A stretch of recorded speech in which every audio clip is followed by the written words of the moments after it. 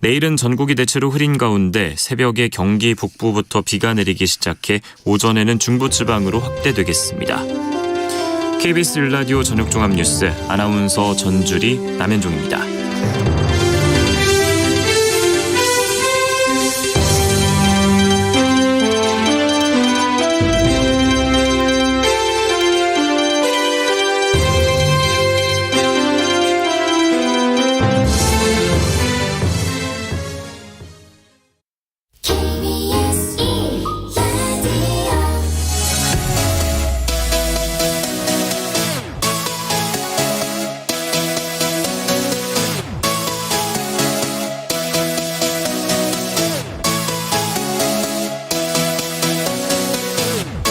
KBS 열린 토론.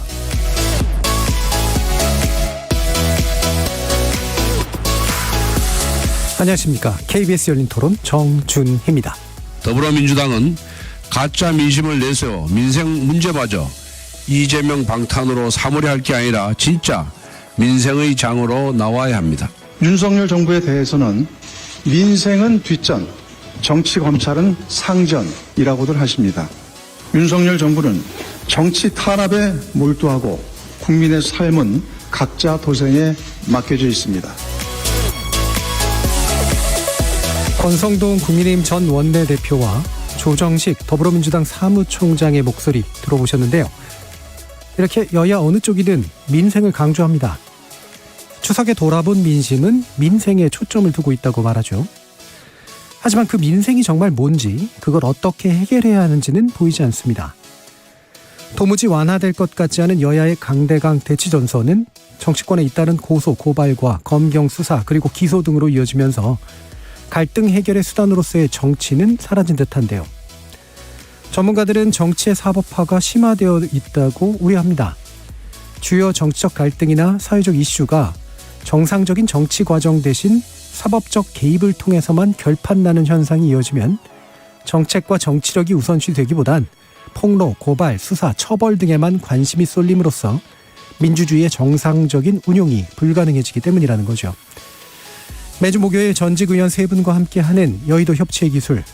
오늘은 실종된 여의도 정치 실태를 분석해보면서 건강한 정치 문화의 복원 방법을 모색해보고 또 이어지는 2부에서는 감사원의 정치적 중립 논란 자세히 짚어보겠습니다. KBS 열린 토론은 여러분이 주인공입니다. 문자로 참여하실 분은 샵 9730으로 의견 남겨주십시오. 단문은 50원, 장문은 100원의 정보 용료가 붙습니다. KBS 모바일 콩과 유튜브를 통해서도 무료로 참여하실 수 있고요. 이제 콩을 통해서 보이는 라디오로도 만나실 수 있습니다. 시민 논객 여러분의 뜨거운 참여 기다리겠습니다. KBS 열린 토론 지금부터 출발합니다. 살아있습니다. 토론이 살아있습니다. 살아있는 토론, KBS 열린 토론. 토론은 라디오가 진짜입니다. 진짜 토론, KBS 열린 토론.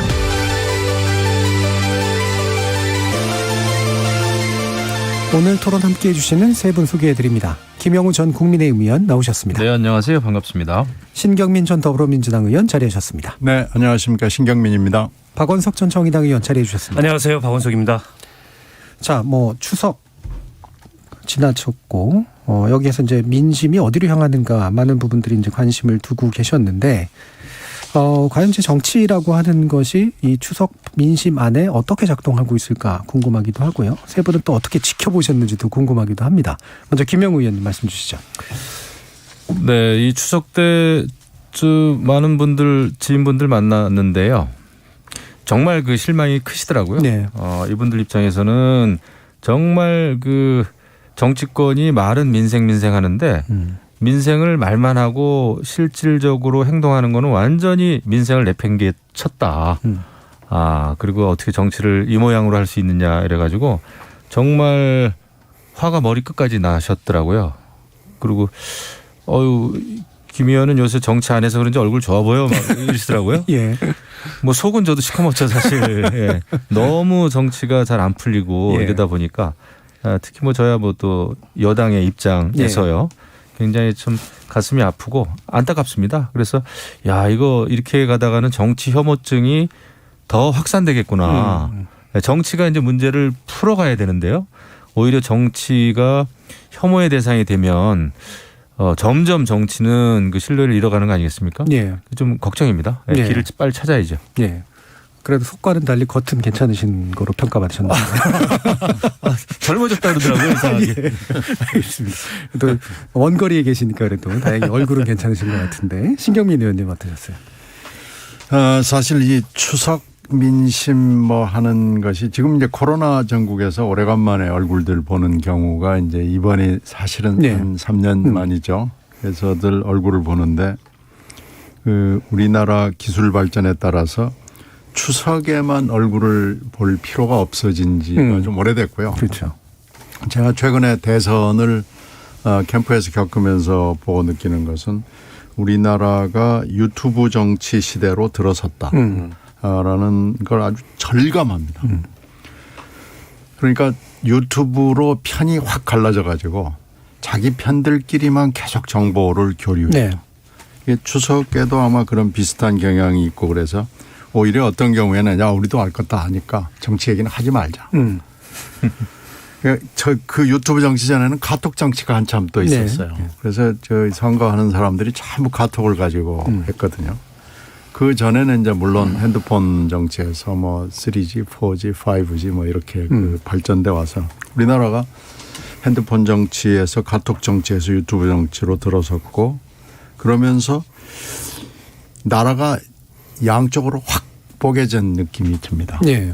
그러니까 우리 정치의 특징 중에 하나가 양당을 선호하고요. 그러니까 제3당이 들어서기가 매우 어렵고 제3당을 표방해 가지고 성공한 사례가 없습니다. 네. 최근 사례가 이제 안철수 정치가 지금 아무것도 아닌 것이 되어버렸잖아요. 그럼 여러 번 시도가 있었는데 그렇게 됐고 또 하나는 근데 양당 정치를 하면서도 거기서 뛰는 국회의원들은 신상품을 선호해요. 그게 좀 모순적이기도 하고 뭐 아니면 양당을 더 공고화하는 측면이 있어가지고 지금 이 사태에 양당에 대한 실망이 매우 큰데 이것이 다음 총선에 어떻게 나타날지가 이제 주목거리잖아요. 예.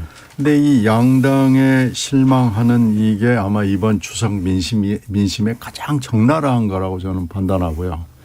이것을 만약에 해소하지 못하면 총선에서 아니면은 다음 대선에서 어떤 조금 다른 한국 정치의 모습이 보일 수도 있겠다라는 느낌을 갖습니다. 예.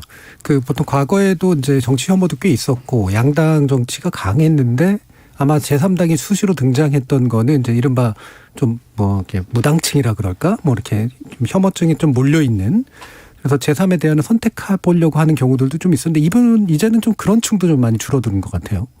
그런 하여튼 그 유튜브가요. 네.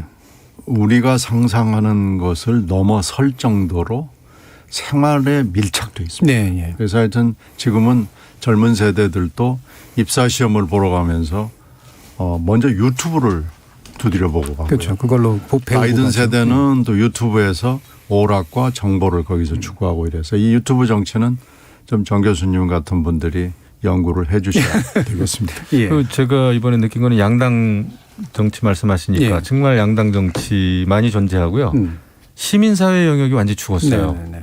그 과거에는 그래도 그 시민사회 영역이 그 나름대로 건강한 목소리를 내면서 양당에 대한 그 견제 역할을 좀 했거든요. 근데 그것이 없어지고 일단은 뭐 모든 많은 국민들이 정말 유튜버에 의존을 하고 굉장히 좀 기형적인 양당 정치가 완전히 굳어졌어요. 예. 그래서 이거 정말 큰일이다라는 생각이 들었습니다. 예. 그 시민사회가 정당 정치의 부속품 된 것 같은 그런 느낌도 많이 그러면요, 들고. 저도 유튜버를 좀 해봤어요. 그 꽤 잘 나갔었습니다. 저도 뭐 100만 조회수 예. 막 여러 번 넘겼는데 유튜브를 하면 할수록 역시 이 어떤 그 파퓰리즘 쪽으로 갈 가능성이 커져요. 예. 그 조회수에 굉장히 얽매이기 때문에 그래서 이게 유튜브 정치, 유튜브 문화가 이게 굉장히 위험하구나라는 생각을 했죠. 예. 자, 지금 양당 정치 외에 제3당의 정치는 사라져버렸다는데 제3당에 계신 분으로서 참 씁쓸하실 것 같습니다. 황원석 의원님. 어쨌든 뭐 지금 원망 불신 이런 게 크죠. 예. 이게 기대가 있어야 관심도 갖고 얘기도 다양하게 나오는데 지금 정치권이 보여주는 모습이 국민들이 기대를 갖기에는 정권 초임에도 불구하고 너무 사실은 부정적인 모습만 보여주다 보니까 아예 이제 관심을 두지 않으려는 그런 모습들이 상당히 있는 것 같고요. 네. 앞서 이제 말씀하셨지만 이 정보 격차가 거의 없어요. 이제는 이제 국민들도 다 뭐 유튜브라든지 이런 SNS를 통해서 정치 소식을 접하고 또 그에 대한 나름의 판단을 갖고 있기 때문에 예전처럼 뭐 정치인 만났다 그래서 궁금한 거 물어보고 네. 뭐 그런 게 별로 없으신 것 같아요. 근데 그런데다가 이게 이제 추석 그 상차림을 하느라고 이제 시장을 많이 보셨을 거예요. 근데 물가가 너무 그렇죠. 사실은 살인적이라고 할 정도로 올라가지고 뭐 시금치 한 단에 8,000원, 배추 한 포기에 막 2만 원. 그렇다 보니까는 지금 뭐 정치에 관심 갖는 거는 오히려 그건 뭐 우선순위가 아니고 물가가 이렇게 팍팍하고 그렇다고 뭐 소득이 크게 늘어나는 것도 아니고 경제는 여전히 불안정하고 이제 그런 거에 대한 불안 심리는 굉장히 큰데 뭐 딱히 이렇다 할 그런 대책 같은 것도 안 보이고 하니까 그런 데에서 굉장히 좀 짜증이 국민들이 많이 나 있는 이런 상황이 아닌가 싶습니다. 예. 이게 한편으로는 정치 혐오, 또 한편으로는 또 양당 중심의 이제 진영 정치가 또 격화돼 있는 특히 모순적인 이제 상황이기도 한데, 그래서 그런가, 뭐 이재명 대표 기소건도 있었고요. 야당의 특검법 발의도 있었는데, 뭐 여론에 막 엄청난 자극을 주고 있거나 이렇게 반향을 일으키고 있는 것도 같지는 않습니다. 예. 신경민 뭐 의원님. 그럴 줄 알았다. 예. 뭐 그런 거죠. 예상했던 대로 가네. 뭐 그런 정도고 이제 되게 이게 어떻게 될 것이라는 생각들도 앞으로 전망이죠. 전망들도 가지고 있는 거고요. 근데 이제 다 비관이죠. 이 비관을 조금 좀 거두시죠. 이렇게 얘기할 수도 없고요. 네 하는 거나 내 하는 거나 비슷비슷하다라는 아까 정보 격차가 없어졌다는 예, 예. 뭐 그런 것들이 다 있기 때문에 근데 이렇게 엉망으로 갈 텐데 근데 이거 어떻게 되는 거지? 하는 그런 아주 막연한 불안, 실망을 넘어서서 이제 도대체 이제 어떻게 해야 되느냐? 뭐 이런 것들이 우리 사회를 지금 짓누르고 있고요. 이게 굉장히 만연돼 있는 것 같습니다. 예. 예. 그러니까 좀 어수선하고 뭔가 좀 가라앉아서 이 문제를 어떻게 극복해야 될 것인가를 얘기할 수 있는 진지한 분위기가 생기지 않고 이거 지금 이렇게 될 줄 다 알았잖아. 네. 지금 이런 거죠. 그래서 이걸 어떻게 국민들한테 얘기를 해야 될지 참 아주 난감한 상황입니다. 예. 뭔가 다들 이렇게 될 줄 알고 있는데 잘 될 것 같지 않은 걸 알고 있는 그런 상태, 부정적인 그리고 비관적인 전망들이 이제 지배하고 있는 그런 상태. 예, 김영훈. 그렇습니다. 그 문화예술인들은 주로 이제 국민들에게 그 즐거움과 행복을 주고요. 네. 원래 정치인들은 그 희망을 줘야 된다. 이런 얘기를 어느 분이 하시던데 저도 이제 동의를 하는데 지금 이제 정치가 희망을 못 주는 게 가장 오히려 뭐 절망을 주지 않습니까? 그리고 너무 같은 주제, 오래된 주제를 가지고 이제 여당이든 야당이든 깊은 수렁에 지금 빠져 있어요. 국민의힘의 경우에는 솔직히 이준석이라고 하는 깊은 늪에 빠져 있습니다. 네. 과거에 문재인 정부가 조국의 늪에 빠졌듯이. 근데 결과가 좋지 않았잖아요. 네. 그리고 지금 민주당의 경우에는 역시 이재명 사법 리스크라고 하는 그 리스크에 늪에 빠져가지고 민주당의 최고위 발언이라든지 민주당 모든 의원들이 각 상임위에서 하는 발언 보면은 거의 이재명 그 당대표를 보호하기 위한 그러면서 이제 정부와 여당을 공격하는 거기에 머물러 있단 말이죠. 그래서 민생은 찾아보기가 굉장히 어렵습니다. 지금 물가도 오르고 너무나 어려운 그 경제 여러 가지 그 위기 상황인데 그래서 정치가 결국은 희망을 주지 못하는 미래를 이야기하고 있지 않은 이런 상황이에요. 그런데 이것이 예견할 수 있는 미래의 장래에 좋아질 것인가 그런 희망조차 지금 없다는 거죠. 국민의힘 경우에는 계속 뭐 가처분 신청 지금 4차, 5차까지 또 한다 그러고 또 책을 쓴다 그러고 이준석 전 대표는 끊임이 없습니다. 네. 그래서 오히려 당 내에 있지만은 이준석 전 대표는 오히려 당을 하나 만든 것 같은 느낌이에요. 그것도 아주 완벽한 의미의 야당이죠. 네. 그래서 이것이 언제 끝날 것인지 또 이거에 대해서 그야말로 정치적으로 풀어가는 그 노력도 안 보이고요. 우리 뭐 윤핵관이 됐든 국민의힘 내부에서도 그렇고요. 그래서 서로가 뭐 이제 돌아올 수 없는 강을 건넜다 이런 얘기를 하면서 결국은 정치 실종이죠. 예.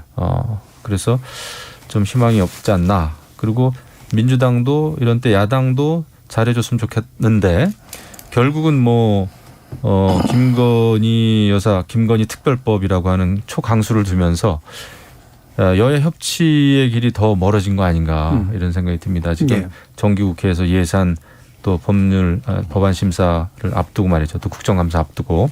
그래서 지금 정치권에서는 전혀 문제의 그 실마리를 풀지 못하고 있는 이런 꽉 막힌 상황이에요. 그래서 우리가 이제 뭐 협체 기술, 협체 지혜를 좀 짜야 되는데 그 얘기를 오늘 좀 많이 했으면 좋겠습니다. 예. 자, 민심이 특정한 곳으로 기울고 있는 것 같지는 않은 또 이런 상태들. 박원석 의원님. 그러니까 책임이 어디에 있느냐. 사실은 모두에게 있죠. 그러나 또 이게 책임이 모두에게 있다 그러면은 해답을 못 찾아요. 그렇죠. 결국에는 어디선가의 매듭을 풀어야 되는데 저는 그런 면에서 봤을 때 대통령과 여당의 책임이 굉장히 크다고 생각합니다. 그러니까 동일한 그 실책과 동일한 잘못을 저지러도 어쨌든 정부를 맡고 있는 이상 또 여당인 이상 그 책임의 크기는 야당과 다를 수밖에 없다고 생각해요. 제가 이 토론에서도 몇 번 말씀을 드렸는데 어쨌든 새 정부가 들어서면 대한민국을 어디로 어떻게 안내할 것인가를 가지고서 어젠다를 세우고 그다음에 국정 5년의 비전을 설계하고 일종의 이제 이 뭐랄까요 이 대학 국가를 경영하기 위한 그런 스테이트 크래프트가 있어야 되는데 저는 이 정부가 그게 없는 것 같아요. 네. 그러니까 모든 문제의 시작점은 저는 거기라고 봅니다. 그리고서 이제 남는 거 보니까 전부 이렇게 파편적인 뭐 수사 그리고 이제 지금 여당 내용 과정에서 끊임없는 이 가처분 네. 뭐 이런 것만 지금 남아 있어요. 대통령께서 이제 영국 여왕 주문을 시작으로 뭐 유엔 회의도 가시고 캐나다 정상회담도 가신다는데 좋습니다. 외교해야죠. 적극적으로. 더군다나 지금 우리 경제의 여러 가지 불안 요인이 특히 이제 대외적 요인으로 인해서 드리워져 있는 상황에서 그걸 적극적으로 해결하기 위해서 노력을 하셔야 되는데 그런 기대감이 안 생기는 거예요. 지금 이 정부가 인수위 이후에 출범한 이래로 지금까지의 모습만 보면은 이게 저는 국민들이 느끼는 가장 큰 불안의 실체가 아닌가 싶고 어쨌든 지지하고 반대하고 새 정부에 대해서 여러 가지 정치적 의견이 있을 수 있죠. 그러나 정권 초기인 걸 감안하면 이 정부가 잘못되라고 바라는 국민은 저는 없을 거라고 봅니다. 좀 마뜩치 않고 그리고 성향이 안 맞아도 어쨌든 잘 해주기를 기대하는 게 통상의 심리인데 정권 출범한 지 이 정도 기간 내에는 이른바 이제 허니문 기간이라고 하잖아요. 근데 그런 게 전혀 국민들 심리 속에 없다는 건 그 원인 제공을 저는 이 정부와 대통령이 하고 있기 때문이라고 생각합니다. 좀 전에 우리 김영우 의원님이 이제 정치의 실종 말씀을 하셨는데 저는 가장 핵심적인 문제가 그거라고 생각해요. 사실은 여당의 이른바 내용 문제가 이렇게까지 갈 문제입니까? 저는 왜 문제를 이렇게밖에 못 푸는지 그것도 집권도 여러 번 했던 역사가 긴 그런 정당에서 왜 도대체 이준석 대표하고 갈등의 문제를 이렇게까지 악화시키고 있는지 저는 이해할 수가 없고 정진석 비대위원장이 얼마 전에 그런 말씀을 하시더라고요. 자꾸 이게 법원이 선을 넘어서 정당의 의사결정에 개입한다 이런 말씀을 하시는데 저는 상황인식이 별로 온당치 않은 것 같아요. 아니 정당이 자기 문제를 정치적으로 해결했다면 법원이 선을 넘는 일이 있었겠습니까? 근데 그걸 해결을 못하니까 결국에는 헌법과 법률에 따라서 과연 저 정당 내부의 의사결정이 타당한 거냐. 여기에 법원이 의견을 낼 수밖에 없잖아요.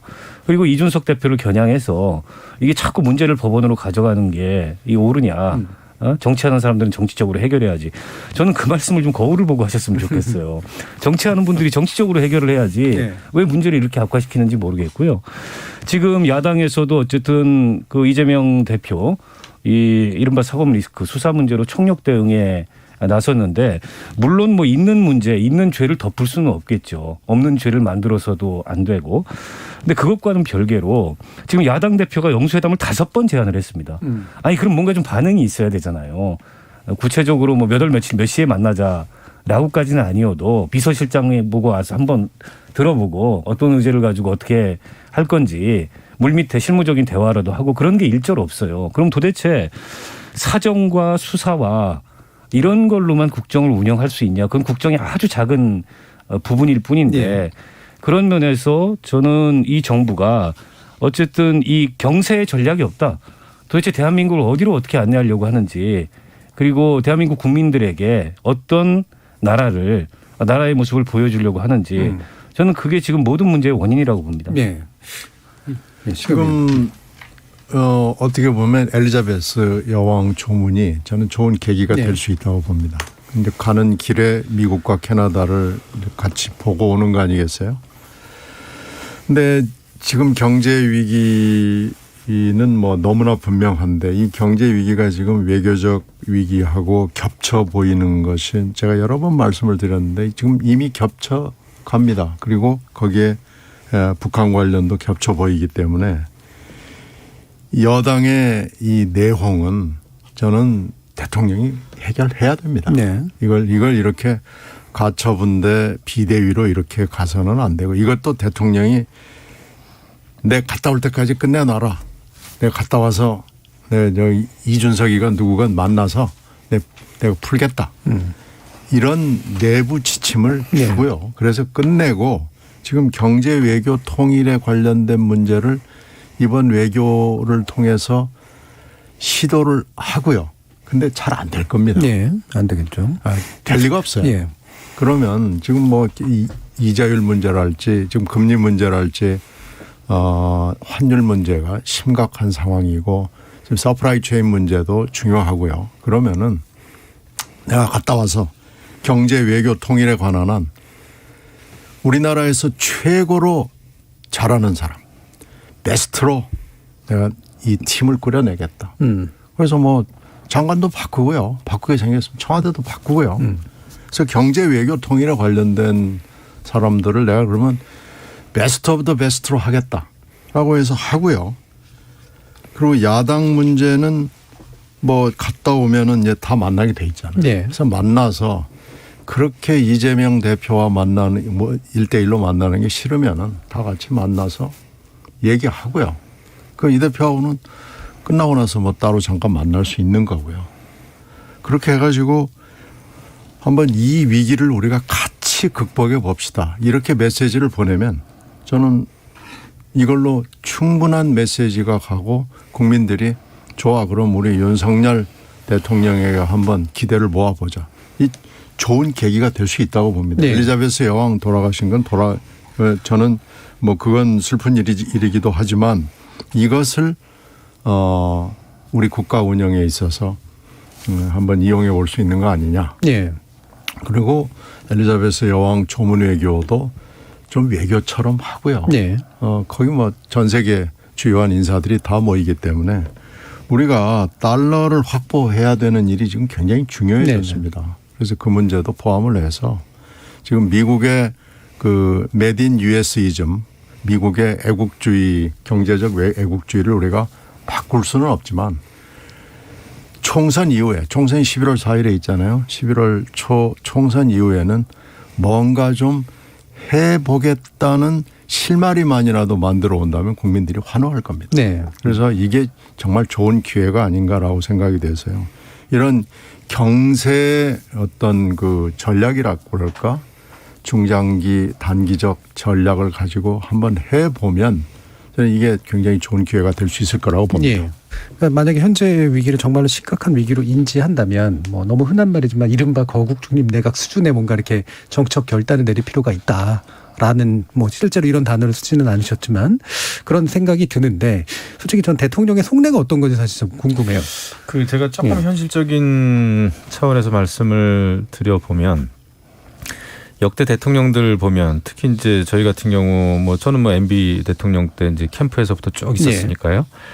근데 대통령에 당선이 되고 나면은 오히려 그 대통령이 정치적인 발언 또 특정 그룹이나 특정인에 대한 정치적인 발언을 하기가 더 어려워지더라고요. 그건 그렇겠죠. 예. 그리고 그 대통령의 한마디 한마디가 특히 당 내에 끼치는 영향이 너무나 크기 때문에 그 편하게 대화하기가 오히려 어려워지는구나. 예, 대한민국의 대통령이라고 하는 자리는 그렇더라고요. 네. 그래서 오히려 그 활동 영역이 정치적인 면에서는 더 위축이 되는 걸 제가 봤습니다. 그래서 윤석열 대통령도 마찬가지겠구나. 특히나 정치권에서 쭉 오랜 경험을 쌓지 않은 상황에서 외부에서 들어와 가지고 정치인들하고 만나면서 입당을 했고 당선이 됐단 말이에요. 네. 그러다 보니까 당선되고 나서는 오히려 더 그 정치인들에 대해서 같은 당이라고 하더라도 심지어는 윤핵관들에게까지도 편하게 이야기하기가 쉽진 않겠다는 생각이 저는 듭니다.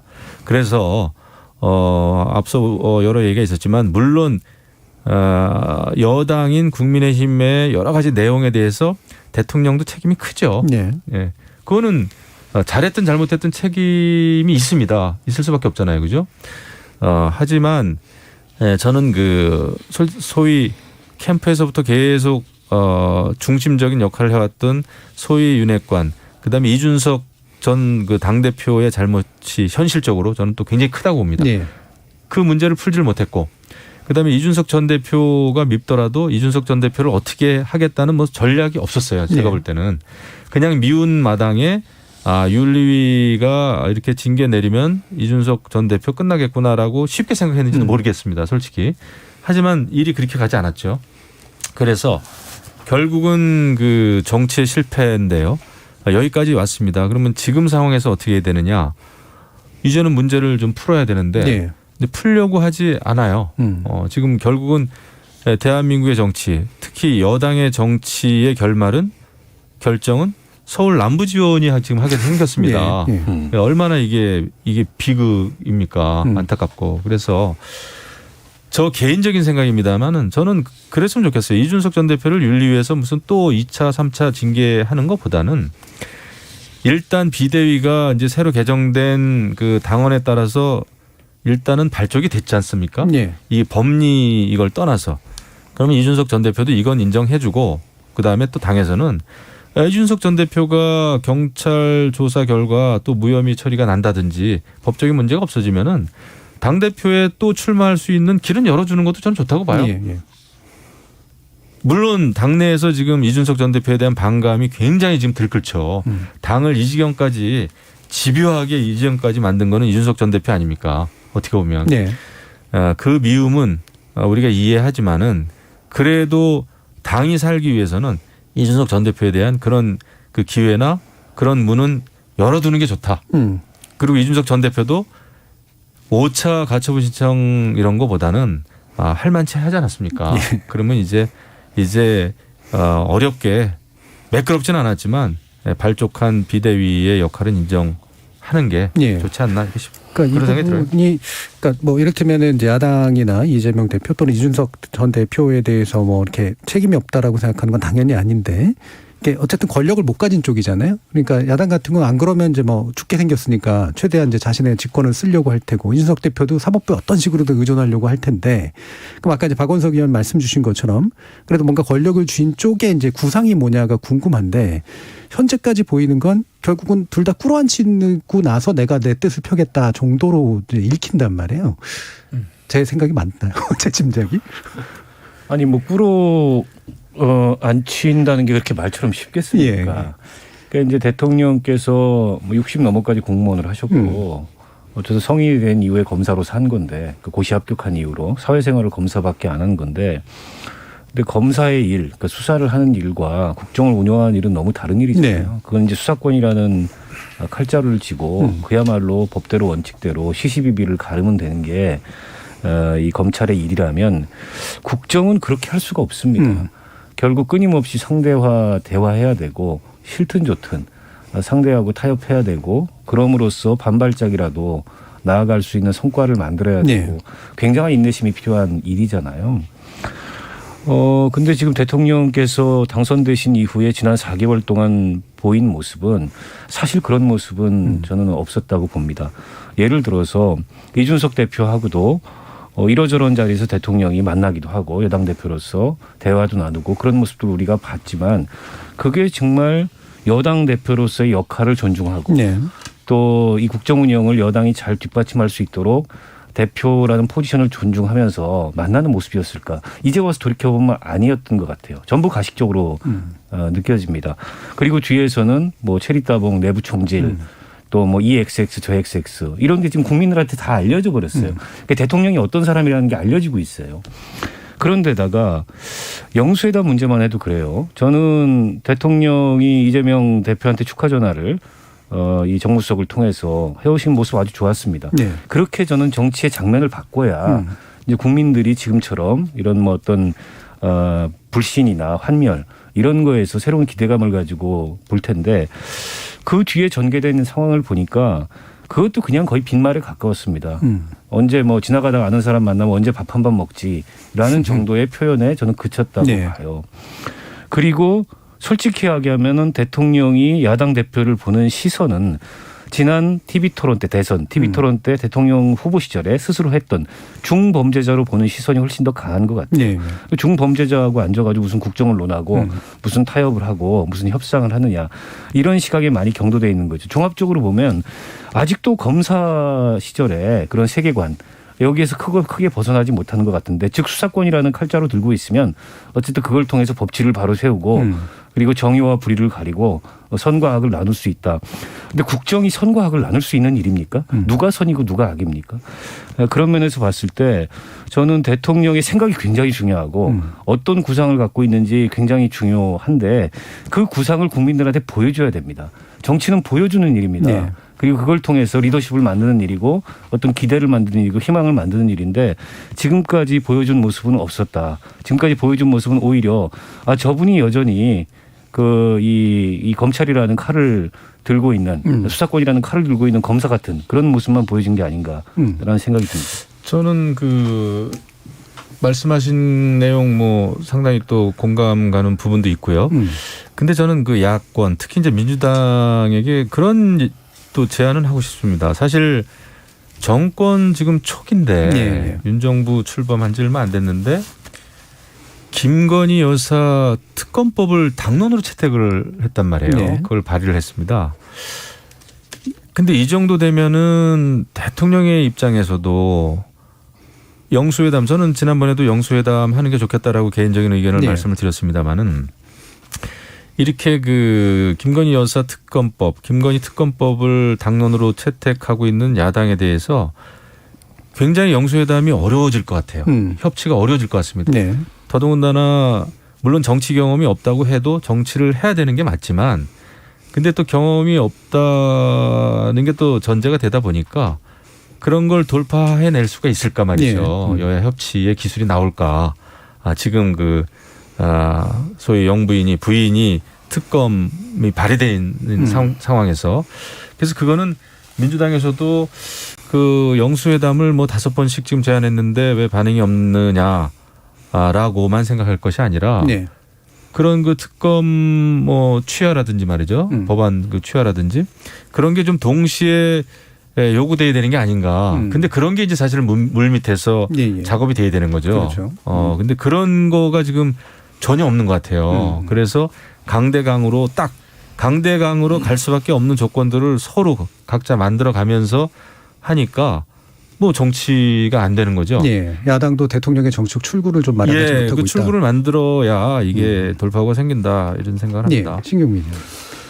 저는 뭐 그 지적은 뭐 맞아 보여요. 특검법 문제랄지 뭐 지금 탄핵 문제를 자꾸 민주당의 지도부를 구성하고 있는 사람들이 국민들의 뭐 발언이라고 그러면 생각이라 발언이라 이렇게 인용을 해서 자꾸 공식 회의석상이나 언론 인터뷰를 통해서 얘기하는 것은 맞아 보이진 않습니다. 네. 정말로 탄핵 사유가 분명히 있다고 그러면은 뭐 그래야 되는데 국민들이 이렇게 얘기하는 사람들이 있습디다 뭐 이렇게 얘기하는 것은 약간 좀 비겁해 보입니다. 그리고 최고위원이나 원내 구성을 하고 있는 원내 대표급의 인물들이 그렇게 얘기하는 건 맞아 보이진 않아요. 네. 그러니까 영수회담을 지금 공식으로 5번 언급을 한 것도 뭐 기록으로 분명히 있고요. 그리고 제가 듣기에는 물밑 접촉이 있었다고 들었어요. 그런데 지금 대통령의 입장에서 이 대표를 만나고 싶지 않은 거예요. 네. 그러니까 지금 안 되고 있는 건데 또 수사는 또 진행이 되고 있으니까 뭐 기분이 좋을 리는 없죠. 그러니까 이게 지금 다 얽히고 설켜가지고 민주당으로서는 또 이재명 후보라는 사람이 대표가 돼버렸기 때문에 또 이게 좀 일이 이상하게 된 거기는 해요. 이런 것들을 막기 위해서 여러 가지 내부적 노력이 있었습니다마는 민주당 내부적으로는 실패한 거죠. 예. 그래서 이제 일이 여기까지 또 꼬여 있는 게 다시 또 한 번 더 꼬여 있는 이런 상황이 된 거여서 제가 뭐 별로 할 말은 없습니다마는 그럼에도 불구하고 노력은 좀 했으면 좋겠다라는 생각이 들고요. 예. 제가 그 이준석 사태에 대해서 한 말씀만 드리고 싶으면은 이게 4월 달에 윤리 회부가 됐고요. 이제 문제가 된 건 12월 말에 가세연의 그 보도를 통해서 나왔고 이제 7월 초에 7월 8일 새벽에 윤리 결정이 나왔잖아요. 그러니까 윤리 결정으로 따지면 지금 2달이 됐고 윤리 회부로 따지면 지금 거의 5달 가까이 됩니다. 근데 그 사이에 벌어졌던 일들을 종합해 보면 계획이 없이 그냥 막 운전대를 윤핵관이 잡고 말을 험악하게 지금 운전을 하다 여기까지 온 거예요. 그러니까 대통령은 책임이 있다 없다 그러면 있기도 하고 없기도 하고 그런데 이렇게 지금 집권당이 대표를 목을 쳐내는 아무리 죽도록 미우기는 하지만 목을 쳐내는 작업을 이처럼 난폭 운전을 해도 되는 거냐라는 데 있어서는 대통령이 책임이 있죠. 그렇게 따지면 지금 뭐 경찰 수사를 기대하는 사람도 있고 윤리위의 재징계를 또 기대하는 사람도 있고 뭐 그렇지만 이게 잘 안 될 겁니다. 윤리위가 만약에 징계를 한다면 하책 중에 하책이 될 가능성이 높고요. 경찰 수사도 결론이 뚜렷했으면 벌써 나왔죠. 뭐 지금까지 안 나올 리가 없잖아요. 이게 지금 어려운 거죠. 이렇게 따지면 이렇게 가처분이 새끼를 치고 이러면서 남부지방법원의 신청재판부의 부장판사한테 목을 맬 일이 아니고요. 이거 풀어야 됩니다. 네. 이거 풀지 못하면 이 가처분이 끝나고 나면은 가처분 결론은 우리가 뭐 잘 모르겠지만 뭐 판사맘이잖아요. 그럼 또 본안이 있습니다. 그렇게 따지면 계속해서 남부지방법원에 목숨줄을 맡겨놓고 있는 이런 상태는 좋지 않죠. 예. 이건 어느 당이고 마찬가지입니다. 그래서 이거부터 지금 풀고 여러 가지 지금 이 난제를 풀어나가는 쪽으로 빨리 방향선회를 하지 않으면 굉장히 더 어려워지는 거고요. 이걸 지금 벌써 2달 그리고 4월 달부터 치면은 5달이 되도록 이렇게 내버려 두고 있는 것은 이건 정말 나라꼴도 나라꼴이 아니고 여당꼴도 여당꼴이 아니고 이게 여의도 전체가 지금 큰 책임을 지고 있는 겁니다. 네. 자, 1부에서 지금 뭐 사실은 지난 몇 개월간 이야기해왔던 것들의 총정리판을 한번 얘기해 본 것 같은 그런 느낌이 좀 드는데요. 또 이어지는 2부에서 몇 가지 좀 짚어봐야 될 것들 더 짚어보면서 진행하도록 할 테고요. 지금까지 들어온 청취자 문자 일단 들어보고 가겠습니다. 최현지 문자 캐스터. 네. 지금까지 여러분이 보내주신 문자들 소개합니다. 유튜브 청취자 정회원님. 요새 제 주변 사람들은 정치 이야기 전혀 안 합니다. 이슈라 해도 재탕을 너무 많이 해서 지쳤다고 할까요? 관심 바뀝니다. 김진희님. 여당이 모범을 보여야 야당도 잘할 텐데 국민의힘, 민주당 탓할 거 없습니다. 9803님. 이준석 전 대표를 둘러싼 현 여당 내 갈등. 당 차원에서 해결하기엔 이미 너무 갈등의 골이 깊어진 듯합니다. 이젠 대통령이 직접 나서 협치의 길을 모색해야 하지 않을까요? 여야 대표 회담 빨리 진행됐으면 합니다. 0678님. 거절할 거 뻔히 알면서 한두 번도 아니고 영수회담을 거듭 제안하는 이재명 대표의 속내는 무엇인지 궁금합니다. 유튜브 청취자 포심님. 잘못된 것을 파헤친다고 비난하는 것이야말로 국민을 속이는 것입니다. 국민은 누구든 잘못한 일에 대해선 명명백백한 진실이 규명되길 바랍니다. 텍사스 카우보이님. 여야 공히 지금 정쟁에 몰두하고 있는 거 아닌가요? 논문이 어쩌고 저쩌고. 사실 먹고 살기 바쁜 국민들은 거기에 하나도 관심 없습니다. KBS 열린 토론. 이 시간은 영상으로도 생중계하고 있습니다. 유튜브에 들어가셔서 KBS 일라디오 또는 KBS 열린 토론을 검색하시면 지금 바로 토론하는 모습 보실 수 있습니다. 방송을 듣고 계신 여러분이 시민 논객입니다. 계속해서 청취자 여러분의 날카로운 시선과 의견 보내주세요. 지금까지 문자캐스터 최현지였습니다.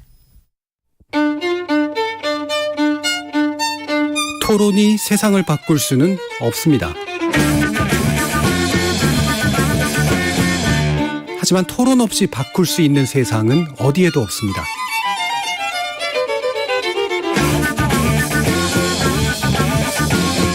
세상의 선한 변화를 갈망하는 당신. 정답이 아니라 질문의 힘을 믿는 당신. 우리 KBS 열린 토론에서 만납시다.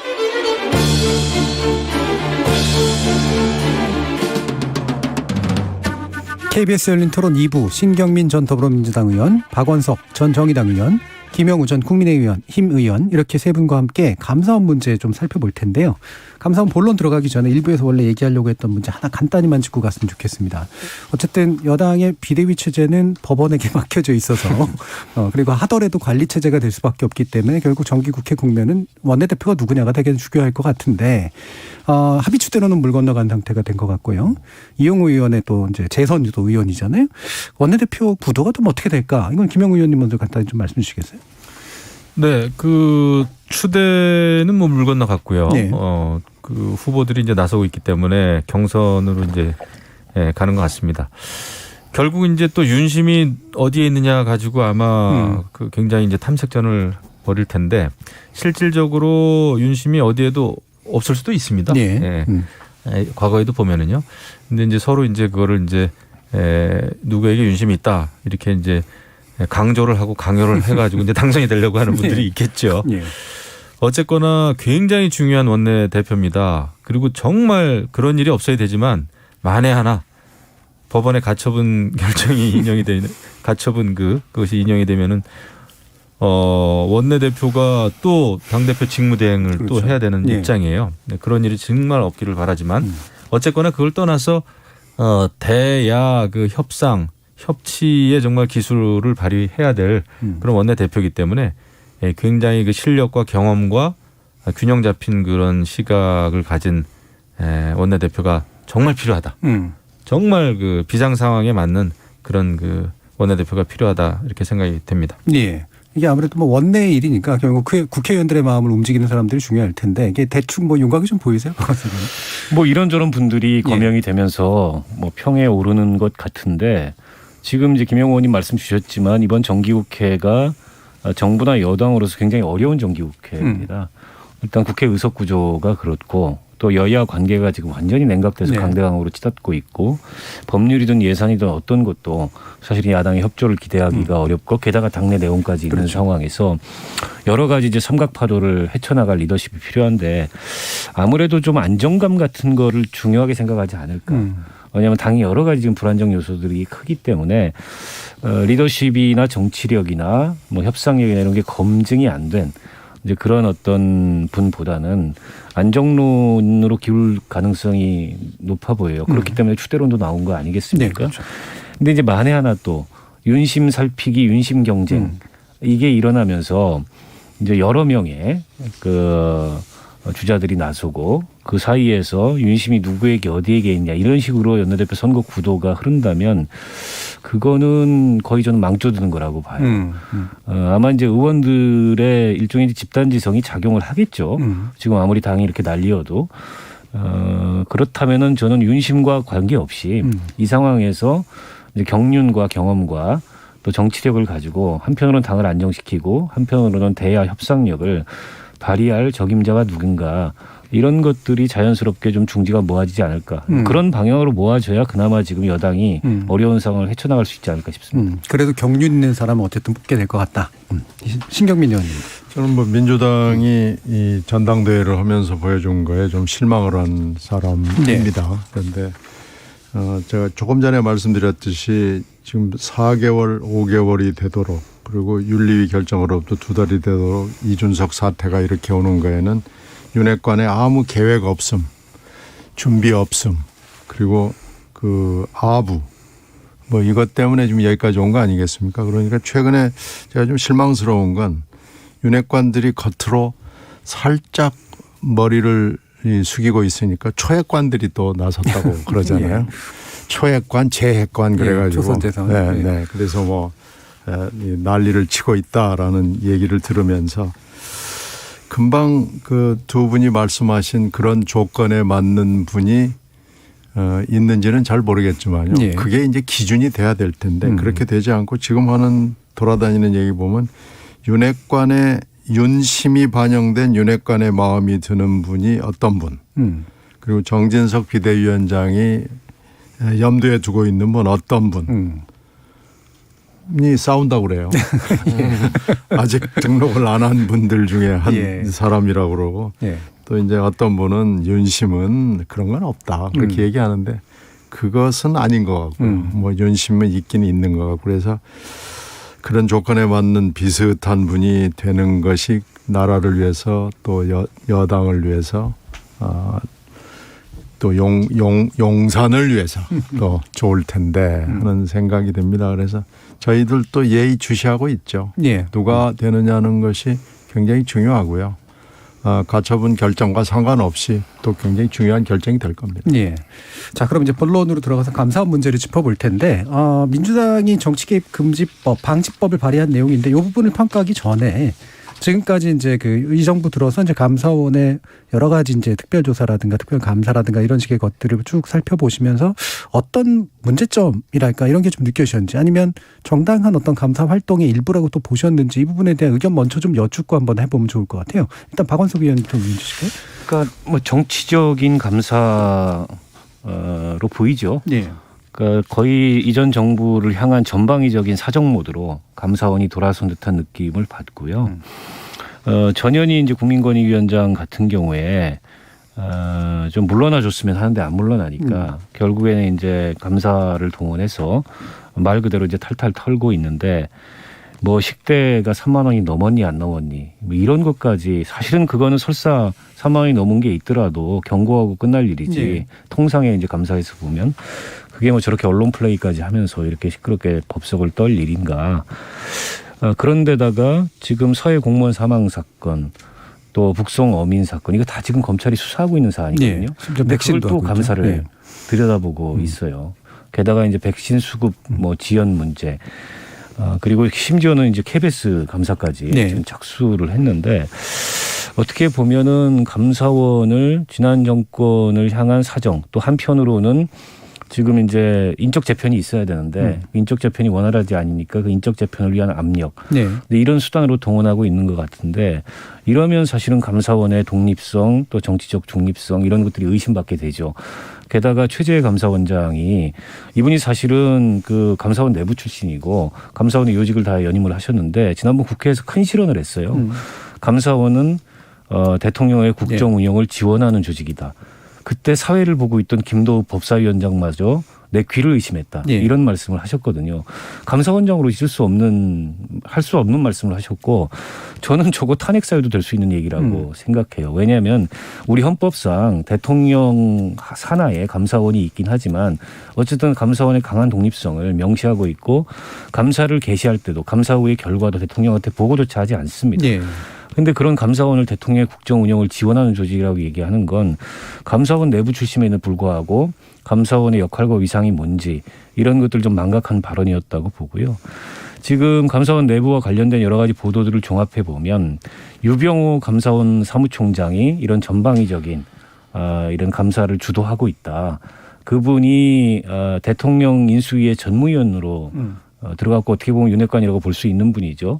그리고 두 단계를 건너뛴 1급에서 1급을 안 거치고 2급에서 차관급으로 바로 승진을 해서 이 상황을 주도하고 있는데 저는 저거는 감사원에게 굉장히 큰 길게 봤을 때 정치적 부담이 될 거고 부메랑이 될 가능성이 높다. 물론 감사원의 중립성의 논란이 이번만 있었던 게 아닙니다. 과거에 4대강 감사를 놓고서 정권이 바뀔 때마다 감사 내용이 달라졌던 이명박 정부 때 다르고 박근혜 정부 때 다르고 문재인 정부 때 또 완전히 달라지고 그런 흑역사가 있는데 또 하나의 흑역사를 쌓고 있는 게 아닌가 이런 걱정이 들고요.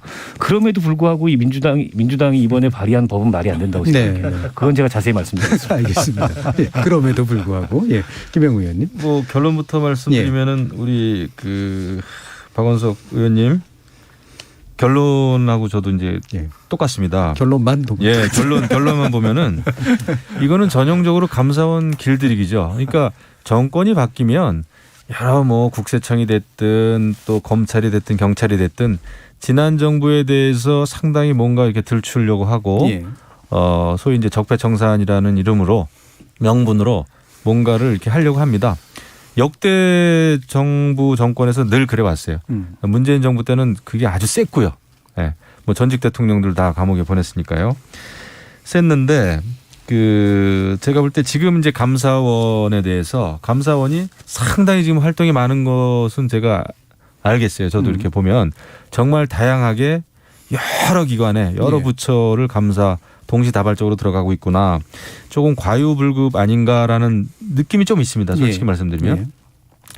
그럼에도 불구하고 민주당이 지금 내놓은 그 감사원 관련된 이 법안은 감사원을 완전히 무력화시키는 거고요. 이거는 그 최재형 국민의힘 의원 전직 감사원장이었죠. 이 최재형 의원의 말이 아주 정확합니다. 헌법 체계를 파괴하는 기상천외한 발상이고 또 지난 정부의 불법과 비리가 얼마나 많은지를 스스로 자인하는 것밖에 되지 않는다고 그랬는데 이 정말 점잖은 최재형 의원이 이 말씀하신 게 저는 맞다고 봐요. 직접 또 감사원장을 했었고 법과 원칙에 따라서 감사원장을 저는 잘한 인물이다 이렇게 생각을 하는데 그런 시각에서 봤을 때 지금 민주당이 발의한 감사원법은 감사원을 길들이게 하는 것이다. 지금 그 야권 특히 민주당은 검찰도 못 믿겠다. 또 경찰도 못 믿겠다. 이젠 또 감사원도 못 믿겠다라는 거거든요. 오로지 민주당이 지명하는 추천하는 특검만 믿겠다는 겁니다. 지금 김건희 특검법도 이제 발의를 했지만 이렇게 돼 가지고는 안 된다. 이것은 오히려 뭐라 그럴까요? 감사원의 근간을 흔드는 거기 때문에 이거야말로 과유불급이다 이렇게 생각합니다. 민주당이 발의한 법안에 대해서는 박원석 의원님과 아주 강하게 동의를 해주셨고 똑같습니다. 감사원의 문제에 대해서는 조금만 동의를 해주셨고 그랬는데 최재형 전 원장의 이 만약에 이제 바로 대통령 후보로 나가거나 이렇게 국민의힘에 안 들어갔으면 이번 발언이 굉장히 힘이 실렸을 텐데 이게 사실은 또 스스로가 정치적 선택을 했기 때문에 다시 약간 반감되는 측면도 좀 있는 것 같아요. 그런 게 없지 않아 있겠죠. 근데 제가 이제 최재형 감사원장이 아니라 이제 대선 후보 때 같이 일을 하고 도와드렸었는데 이분은 정말 말을 신중하게 하는 분이에요. 그것 때문에 저는 대통령이 안 됐다고 봅니다.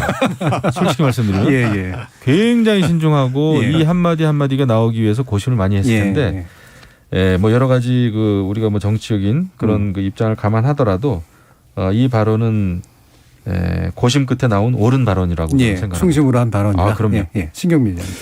조금 제가 포인트를 바꿔서 말씀을 드리면 국회에서 뭐 발언을 할 때 건드리지 않는 몇 개 기관이 있습니다. 그 중에 이제 재판, 그러니까 법원이죠. 특히 대법원 판결에 대해서 시비를 거는 것은 좀 별로 좋아 보이지가 않았어요. 그리고 선관위가 있고 감사원이 있습니다. 그 전에는 아주 옛날에는 신문에 뭐가 나오면 사람들이 야 임마 신문에 났어 뭐 이렇게 얘기를 했고 그 전에는 또 검찰이 기소했잖아. 그런데 이제 신문에 나고 검찰에 기소한 것은 이제 사람들이 별로 믿지를 않게 된 지금은 여러 가지 정치적 배경이 있죠. 그런데 아직까지도 대법원 판결 그리고 선관위 감사원 뭐 이 부분은 성역 비슷하게 돼 있긴 합니다만은 감사원이 역대 정권 교체할 때마다 사실은 이상한 짓을 많이 했어요. 그래서 특히 이번에도 뭐 예외 없이 너무 편하게 지금 하는 거죠. 그리고 저는 국회 최근에 상임위원회에서 최재 감사원장의 그 발언은 의도된 실언이라고 생각합니다. 의도된 실언. 이건 누군가를 향한 읍소이고 호소이고 어떻게 보면 함성이라고 봐야 됩니다. 그래서 지금 최재 감사원장이 자기 자리를 굳히기 위해서 이것이 문제가 되고 보도가 많이 되기를 굉장히 바랐을 거라고 저는 생각해요. 그렇지 않은다면은 이런 상임위 자리에서 전 국민이 바라보고 전 언론이 보는데 지금 몇십 년을 감사원에서 근무한 사람이 이렇게 얘기할 리가 없거든요. 이건 법에도 그렇게 안 써 있거든요. 그래서 감사원은 이제 그 리스트에서 우리가 어떻게 보면 성역으로 하는 리스트에서 제외해야 되는 거 아닌가라고 생각을 합니다. 그래서 감사원의 개혁을 해야 되는데 신정훈 의원이 낸 이 법은 저도 찬성하지 않습니다. 이 법은 통과될 리가 없어요. 이것도 이제 굉장히 정치적인 발의라고 생각을 하고 감사원의 밀행성이나 급작성 뭐 이런 원칙을 생각할 때 이것을 포기하는 거기 때문에 예. 이것은 뭐 성립될 수 없는 거고 최재형 전 원장이 얘기하는 것도 저는 믿지 않습니다. 이건 이분이 그 정치적 선택을 한 거에 대해서 제가 별로 높은 점수를 주지 않기 때문에 사람이 점잖은 거하고 이거하고 전혀 별개라서 예. 별로 무게를 두지 않는데 다만 감사원은 신뢰를 원래의 기능으로서 신뢰를 가져야죠. 예. 그러기 위해서 우리가 법원의 개혁, 특히 대법원의 개혁, 선관위의 개혁, 감사원의 개혁 이 세 개는 해야 된다. 다만 이 방법은 아니다. 이렇게 말씀드리겠습니다. 지금 이제 나온 법안이 이제 사실 그런 거죠. 이제 국회 상임위에다가 승인을 얻도록 돼 있고 또 결과를 보고하고 또 수사 감사 대상자에 대한 이야기를 이제 해주도록 하는 그런 식의 내용이기 때문에 아까 말씀하신 밀행성 측면에서 이제 상당히 어긋난다 이런 언급이시잖아요. 아니 그리고 이게 저렇게 되면 사실은 감사를 하지 말란 얘기죠. 예. 왜냐하면 특별감찰의 경우에 상임위의 승인을 일일이 받아라. 그러니까 개별 감사건에 대해서 상임위의 승인을 받으라는 건데 그러면은 감사원의 그 감사권을 국회가 지배하겠다는 얘기잖아요. 그렇죠. 예. 그리고 특정 정당이 다수당이 지배하겠다는 얘기인데 이거 성립이 불가능한 얘기죠. 그러니까 저는 지금 어쨌든 대한민국 감사원은 대통령 산하고 굳이 얘기하자면 행정부에 속해 있는데 우리나라처럼 강한 대통령제에서 예. 강한 대통령 중심제에서 감사원이 행정부 산하로 있는 게 맞느냐에 대해서는 문제의식이 있습니다.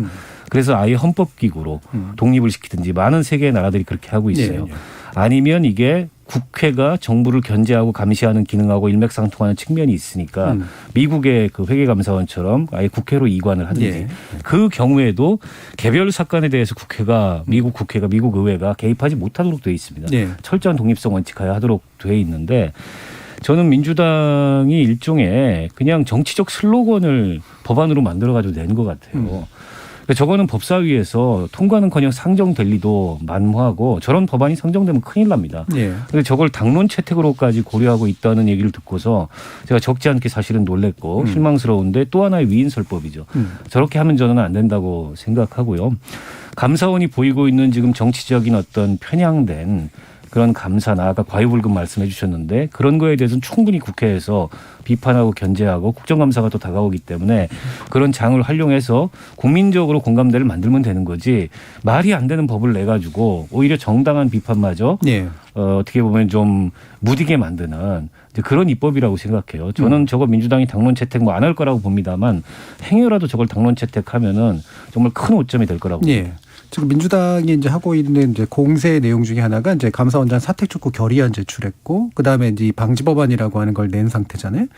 그러면 이제 어느 정도의 정치적 해법을 도모하는 게 이 개혁에 도움이 될지 이를테면 뭐 말씀하신 것처럼 아예 그냥 헌법기관화 시킨다거나 근데 그건 사실 헌법 개정이 좀 필요한 내용이고요. 개헌을 해야죠.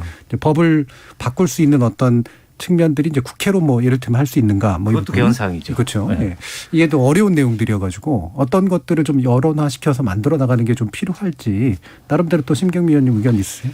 지금 미국의 제도가 일리가 있어요. 예. 근데 지금 다 개헌 사항이기 때문에 지금 선뜻 하기는 어려운데 지금 현재 있는 상황에서 그러면은 개선안을 한번 내보자 하는 건 있을 수 있죠. 예. 지금 감사원장이나 감사위원 임명해서 대통령이 절대적인 권한을 행사하는데 이것을 좀 고치는 방법은 있을 수 있죠. 예.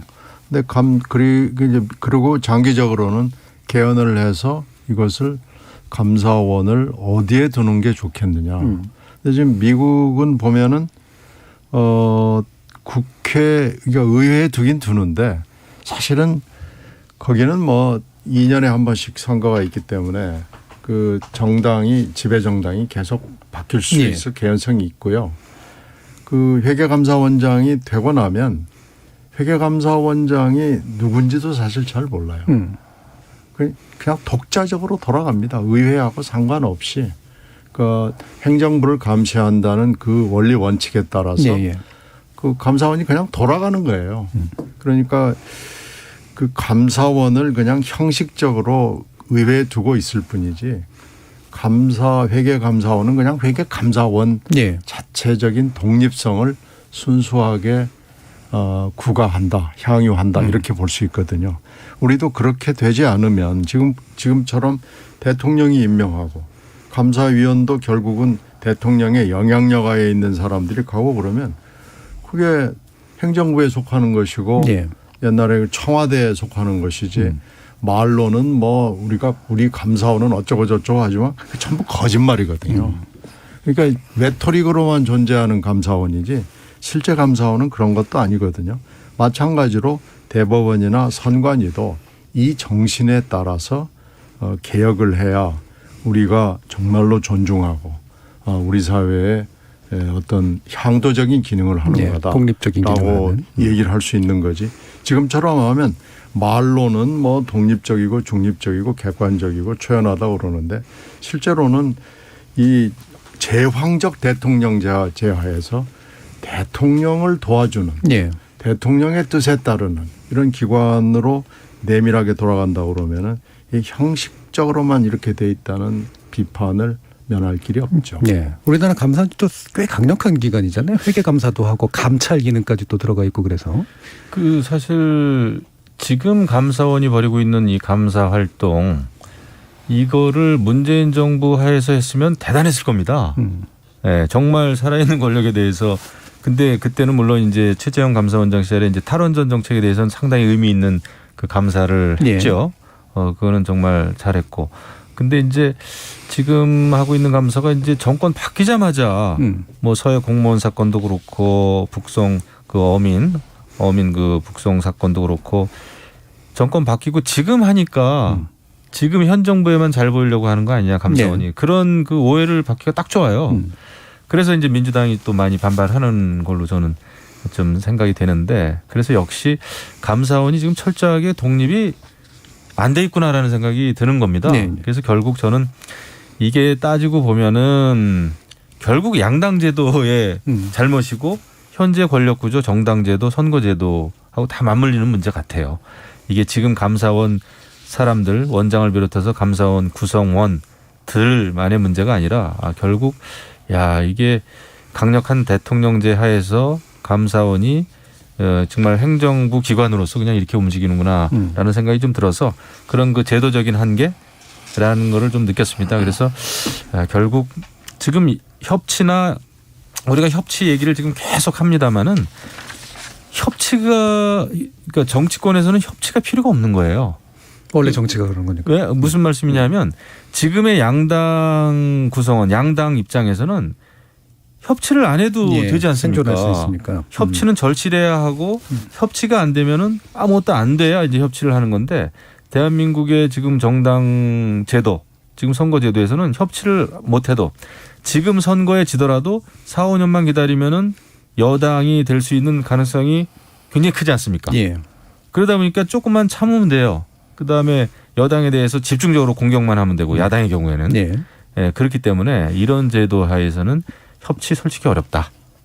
이게 다당제 그러니까 유럽에서 연정이 가능하고 협치가 가능하고 뭐 대타협이 가능한 거는 그거를 안 하면은 안 되기 때문에 그런 그 제도적인 그런 생각을 요즘에 제가 부쩍 많이 하게 됐습니다. 예. 그래서 이제 저희가 협치의 기술이라고 그러지만 기술 이전에 제도가 좀 갖춰줘야 된다. 이런 말씀이 좀 들어요.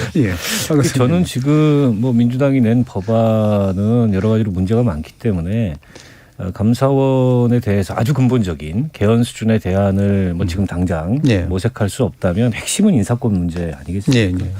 결국 감사원이 저렇게 대통령을 의식하고 거기에 코드를 맞추고 또 그에 기초해서 지난 정권에 대한 어떤 사정 수준의 감사를 하고 이런 모습이 뭐 과거 정권에도 없었던 게 아니니까 반복되는 이유는 결국 인사권 때문인 것 같아요. 그래서 감사위원 그 인사 같은 경우에 조금 이제 예를 들어서 국회라든지 야당이라든지 이런 데에 이 추천권을 인사권을 부분적으로 넘기는 그런 분산적인 어떤 그 인사권을 뭐 제도적인 개혁에 담아볼 수는 있다고 생각합니다. 근데 이번에 낸 법안처럼 아예 국회 승인을 받아라 소관 상임위에 이제 그런 감사원이 전 세계 어디도 없을 거예요. 그래서 저는 조금 말이 안 되는 법안을 그냥 문제의식만 가지고 감사원에 대한 분노만 가지고 구호를 외치듯이 법을 냈다고 생각하는데 저거는 좀 수정을 하시든가 철회를 하시는 게 타당하다고 보고 물론 지금 감사원이 보이고 있는 여러 가지 어떻게 보면 선을 넘어서는 모습들에 대해서는 당연히 뭐 정당하게 비판하고 지적하고 문제 제기도 해야 됩니다. 네, 그렇지만 어쨌든 이게 독립성을 생명으로 하는 감사원의 기능 또 위상 어디에 포지션해야 되는지 이런 문제는 굉장히 중요한 문제이기 때문에 저걸 저렇게 이제 그 제가 보기에는 좀 불충분한 법안으로 담아가지고 대안으로서 논의할 수는 없다고 생각해요. 법사위에서 논의도 안 될 거고요. 저도 그렇게 생각해요. 이 법안을 가지고는 감사원을 차라리 없애버리는 게 나을 정도가 되기 때문에 이걸로는 안 되고요. 장기적으로 개헌에서 어떻게 담아야 되느냐는 얘기는 사실은 개헌 논의할 때마다 나왔어요. 우리가 금방 말씀드린 여러 가지 것들을 담은 안들이 있었습니다. 그러니까 뭐 전혀 새로운 얘기도 아니고요. 다만 개헌이라는 것이 현실적으로 가능한지가 지금 매우 불투명하기 때문에 개헌 이전에 우리가 할 수 있는 일, 현행법, 헌법 하에서 할 수 있는 일을 찾아보면은 현재로서는 아마 인사권 정도일 겁니다.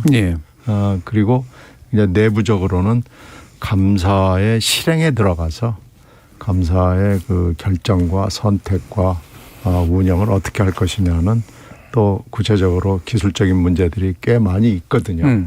그래서 서로 이걸 협의를 하고 견제를 하고 할 수 있는 것들은 감사원에 있는 분들이 더 잘합니다.